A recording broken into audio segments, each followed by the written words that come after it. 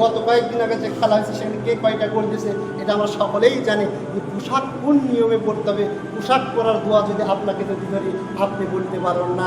100 জন লোক পোশাক পরে, পৃথিবীতে যত মানুষ এসেছে সমস্ত মানুষই পোশাক পরিচ্ছেদ ব্যবহার করে, পোশাক পরে।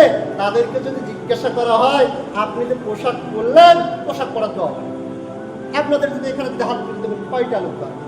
যারাও পারেন তারাও পড়ে, জানি কিন্তু পড়ি না।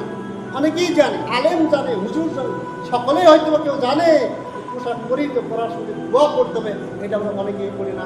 রাসূলুল্লাহ সাল্লাল্লাহু আলাইহি সাল্লাম বলছেন কোনো ব্যক্তি যদি নতুন পোশাক পরিধান করে, যে হাদিসটা আপনি পাবেন তিরমিজি 3560 নম্বর হাদিস। রাসূলুল্লাহ সাল্লাল্লাহু আলাইহি ওয়াসাল্লাম বলছেন যখন কোনো বান্দা কোনো নতুন পোশাক পরিধান করে, তাহলে নতুন পোশাক পরিধান করে বাকি যে আগে যে পোশাক পরিধান করছিল ওই পোশাকটা কি হয়ে গেছে? পুরাতন হয়ে গেছে, পুরাতন হয়ে গেছে। একটা মানুষের কত পোশাক রয়েছে, পুরাতন পোশাক কেন আপনি সুকেস ভর্তি করে রাখলেন? কোনো মূল্য আছে? কোনো মূল্য নেই।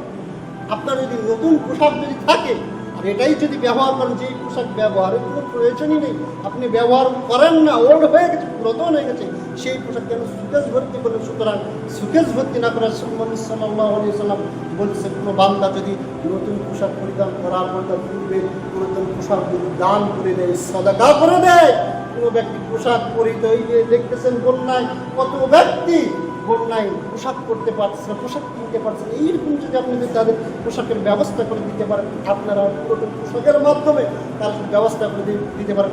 রাসূলুল্লাহ সাল্লাল্লাহু আলাইহি ওয়াসাল্লাম বলছেন তার দুনিয়াতে এবং আখিরাতে আল্লাহ রাব্বুল আলামিন ওই বান্দাকে হিফাজত করবেন।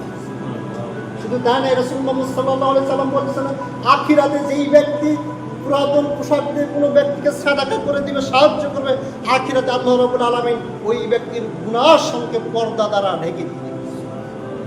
কত সহজ একটা আমল, কত গুরুত্বপূর্ণ আমল, কত ফজিলতপূর্ণ আমল। ওই পোশাকটা সুকেছে না রেখে আপনি পুরাতন পোশাক অন্যকে সাদাকা করার চেষ্টা করুন। আমরা অনেকেই পোশাক পরিধান করতেছি, নতুন পোশাক পরিধান করতেছি, পুরাতন পোশাক পরিধান করতেছি, অথচ আমরা দোয়া পাঠ করতেছি না। হে তিনি ভাই, হে তিনি মুসলিম, আপনি কোন নবীর উম্মত? আপনার নবীতে কোনোদিন দোয়া ছাড়া পোশাক পরিধান করেন নাই।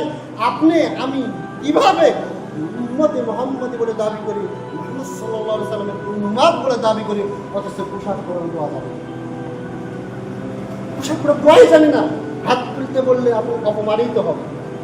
মুসলিম হিসেবে আপনার মতো উচিত নয় প্রতিনিয়ত যে পোশাকটা আমরা পরছি, এই পোশাকটা রাসূলুল্লাহ সাল্লাল্লাহু আলাইহি ওয়াসাল্লাম কি বলে পোশাক পরছেন, কি বলে পোশাক পরছেন? গান শুনতে শুনতে পোশাক পরতেছেন, খেলা দেখতে হবে দ্রুত পোশাক হাতে করে নিয়ে চলে যাচ্ছেন, দোয়া জানেন না। আপনি দুনিয়ার সব কিছু জানেন, অনেক কিছু জানেন, ধরতে গেলে কষ্ট পাবেন।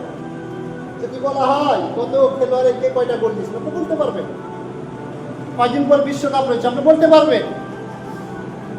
পুরো হিসাব আপনার রয়েছে, দুনিয়াতে কোথায় কি হচ্ছে এগুলো হিসাব আপনার আমার তো রয়েছে। যেই কাজটা প্রতিদিন করি, আমরা কি পোশাক প্রতিদিন করি না? আমরা কি সারাটা দিন খালি গায়ে থাকি? তো পোশাক আমাদের যদি প্রতিদিন পড়তে হয়, ছোট্ট একটা দোয়া, এটা আমরা বুঝতে করতে পারি না? কেন পারি? 3 ঘন্টা বসে যদি আপনি খেলা দেখতে পারেন, 10 মিনিট বসে ছোট্ট দোয়া বুঝতে করতে পারেন না? কোন নবীর উম্মত? আল্লাহ রাসূলুল্লাহ সাল্লাল্লাহু আলাইহি ওয়াসাল্লাম বলছেন যখন কোনো বান্দা পোশাক পরবে, যখন বলবে আলহামদুলিল্লাহিল্লাযী কাসানি, আপনি দোয়াটা মুখস্থ করার চেষ্টা করবেন। ছোট্ট দোয়া, যে হাদিসটা আপনার রয়েছে আবু দাউদ 4023 নম্বর হাদিস। আবু দাউদ আজকে হাদিস অ্যাপস ডাউনলোড করে নিয়ে খেলা না দেখে অন্তত 5 মিনিট চেষ্টা করেন, ইনশাআল্লাহ মুখস্থ হয়ে যাবেন। আবু দাউদ হাদিস নম্বর 4023 নম্বর হাদিস। রাসূলুল্লাহ সাল্লাল্লাহু আলাইহি ওয়াসাল্লাম বলেছেন আলহামদুলিল্লাহিল্লাযী কাসানি হাদা সাওবু ওয়া রাযাকানিহি মিন গায়রি হাওলিন মিননি ওয়ালা কুওয়া। এটা পোশাক পরিধানের দোয়া। রাসূলুল্লাহ সাল্লাল্লাহু আলাইহি ওয়াসাল্লাম বলেছেন কোনো ব্যক্তি যদি পোশাক পরিহিত সময় যদি এই দোয়া যদি পাঠ করে, গুফিরা লাহু মা তাকদ্দামা মিন জামবি, তার আগের পিছের সমস্ত গুনাহ আল্লাহ রাব্বুল মাফ করে। চিন্তা ভাবনা করে দেখেছেন? সামান্য পোশাক পরতে গিয়ে যদি আমি আপনি যদি দোয়া পাঠ করি, আল্লাহ রাব্বুল আলামিন তার আগের পিছের গুনাহ মাফ করে দেবেন। আচ্ছা, সম্মিলিত মুনাজাত না করলে ইমামতি টিকে না। সম্মিলিত মুনাজাত না করলে মসজিদে বের করে দেওয়া হয়।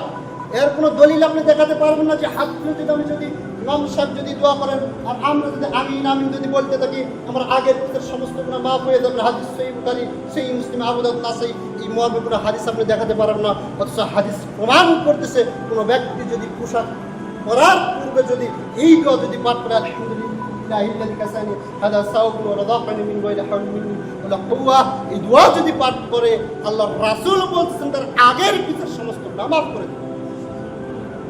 আমার আপনার কি দরকার? বাপ মারা গেছে 40 দিয়ে এই দোয়া করে নেওয়া এটা দরকার না পোশাকের দোয়া শিখাবে? আজকে তো অন্তত জানলেন ছোট্ট একটা দোয়া, এই দোয়ার মাধ্যমে আগের পিছনে পুরো মাফ হয়ে যায়। হুজুর ভাড়া করার দরকার আছে, অন্তত এই একটা আমল করার চেষ্টা। সুতরাং প্রত্যেক মুসলিম হিসেবে উচিত হবে পোশাক পরার পূর্বে অবশ্যই আমাদের এই দোয়াগুলো পাঠ করা।